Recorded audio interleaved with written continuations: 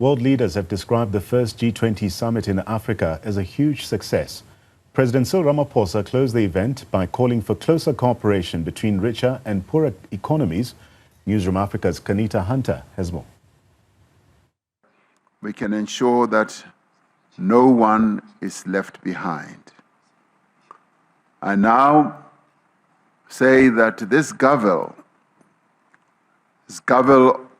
of this G20 summit formally closes this summit and now moves on to the next president of the G20, which is the United States, where we shall see each other again next year.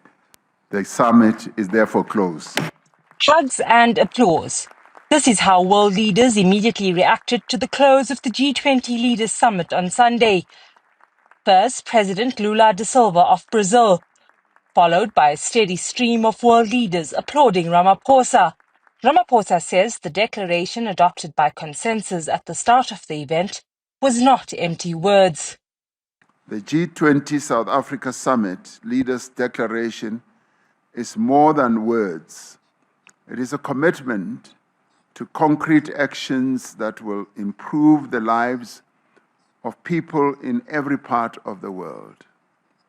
Our agreement on a declaration during this summit demonstrates the value of the G20 as a forum that can facilitate joint action on issues of shared concern.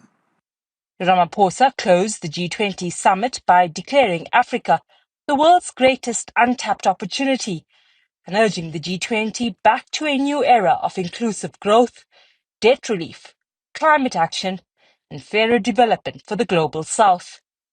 He says the Johannesburg Declaration proves that multilateral cooperation can still deliver real progress when nations choose solidarity over division. Climate change touches every nation, but it impacts on everyone unevenly. That is why we have together pledged to increase the quality and the quantity of climate finance to developing economies, to strengthen multilateral development banks, to support country platforms like the Just Energy Transition Partnership, and to unlock private capital.